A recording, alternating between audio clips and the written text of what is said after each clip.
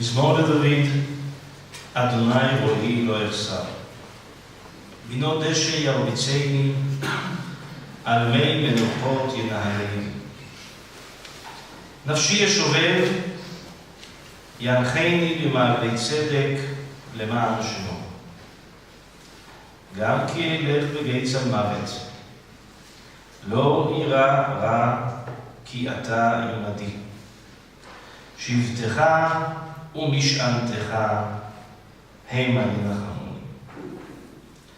תערוך לפני שולחן נגד צורריי, דישנת בשמן ראשי כוסי רוויה. אך טוב וחסד ירדפוני כל ימי חיי, ושבתי בבית אדוני לאורך ימים.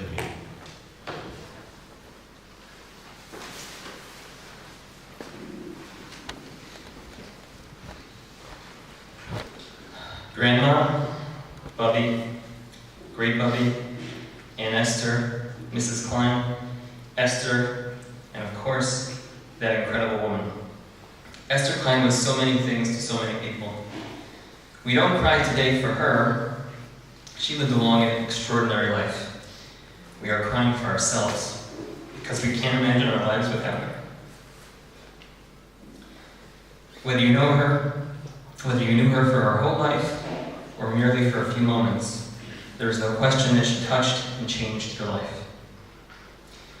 We invite you to attend the Shiva and share your memories with us, but for now, we will hear a few short thoughts from Esther's sons, one of her daughters-in-law, and her eldest granddaughter. It's already been a long night, but we beg you to bear with us. And now invite Aviv, Dr. Tzvi Klein, Esther's Bechar, to start us off.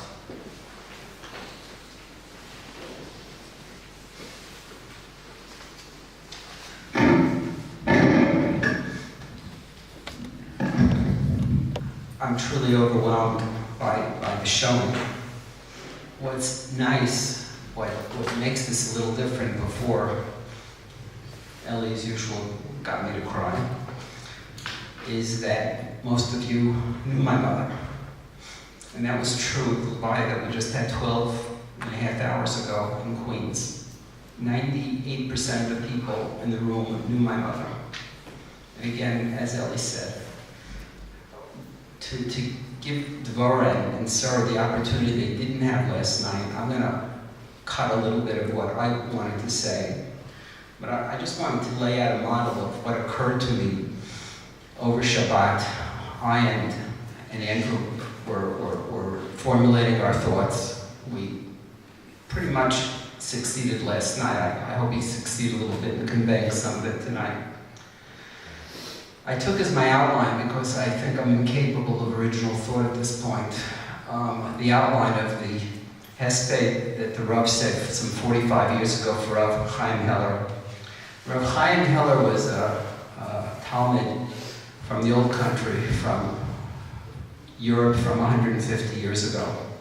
Joey Epstein knows this eulogy by heart because it appeared in his Shiurei Harav some 35 years ago.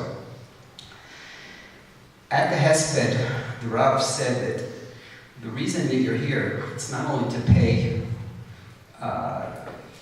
if you're friends, respect to Normie or to Andy or to the family, but it's for yourselves. He said that the Tzvi dinin ba'avelis, there are two factors in avelis. One is the heartfelt sorrow that we all feel, that brings us to tears. And the second is the intellectual. I can't begin to tell you how in her own way she touched us with her insight and intellect. She did a good job in bringing up smart sons, smart grandchildren. In the Rav's words, English translation, I think he said this in Yiddish, that the duty of the eulogist is to concisely and in logical, incisive categories, the full stature of the deceased, to stress the whole wonder woven into the personal reality. B'kitzur, anybody who didn't know my mother, those are just empty words. But if you knew my mother, as I was just telling somebody outside, mamash when we walked in, she was with it till the day of her patira. She was on the ball. She asked about every grandchild. She knew every grandchild. She was up to date on every one of the cousins who's here. She asked about everybody, every one of the friends. The Rav continues that the tragic paradox is that these people, the great people, sometimes are in our midst, but we don't really get to know them. My mother, to a certain extent, was an exception. I was just telling Rav Schenkolewsky that she was sort of quietly talking about the Holocaust to people before it was popular. My daughter Sarah said in the car she was an exercise person before there was exercise people. She was a healthy eater before there were healthy eaters. She sort of had this intuition, this natural instinct to be at the forefront. But people, I don't think, realize greatness until she gets to 60, and she changes careers. She used to help my father in the shop when my father wasn't working anymore. At 60, she became a therapist in an old age home. Now, she didn't have, they asked me, when they were filling out papers, they wanted to know the degree she attained. So I said the highest degree she got was MOM. She didn't get a BA, she didn't graduate high school. She got an MOM, and like Elie said, a Mrs. Klein, and that the little lady. The Hesped is called Al Pleitat Sofreim on the survival of a sofer. The Rav enumerates that the sofer has two meanings. One is an expert. My mother was an expert in her life and was able to convey that life, and she knew more about the Holocaust. There was no Holocaust course any place in the United States before 1965. I took the first course as a senior with Rabbi Greenberg.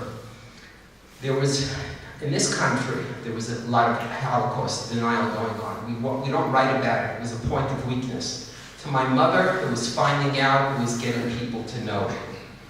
The second meaning of sofer is somebody who transmits. What does a sofer do? He writes Kisvei Kodesh. But then he gives another rovet, another layer. And this I'm getting to the point. After the Churban of Bayit Sheni, Rabbi Gamliel set out 18 Shemona Esrei, but he had to add a 19th bracha. Why did he have to add the 19th bracha for the Malshinim? Because there were deniers, there were skeptics, there were the people who said after this Churban there's no more Jews, we have to change Jewry. Who did he put to write this 19th bracha? Shmuel HaKatan. Shmuel HaKatan was small, diminutive. He was enough, all the things that my mother was.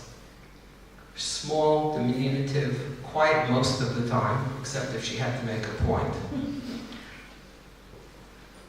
Watching her over the last couple of days, sparring with her caretaker over when she should take medicine was an interesting view over the last 10 days. She had definite ideas, but the definite ideas made an impression on all of us. One of her last acts that I was witness to, right before her diagnosis in February last year, she may have done the 30th or 40th talk to a school at the yeshiva, girls' yeshiva high school in Queens. It was a freezing cold day. There were still piles of snow around. I got there late Tuesday night. The talk was supposed to be Wednesday. I said, "You sure you want to go, Mom?" She says, "I promise, I'm going." She went. There was only tape for 2 hours. She talked into the third hour. After a while, I decided to do without the tape. The bottom line is, as Elie just said, we've lost something very precious. For me personally, she was an enabler. The reason I got here and I'm able to be effective here, if my mother could do it at age 60, I could do it at age 50-something too. She showed me personally that things could be done. Now, even if you're sick physically, sick, whatever you are, you can do it. We thank you for that. for the times that we didn't listen or we didn't do what we were supposed to do. I apologize. Thank you.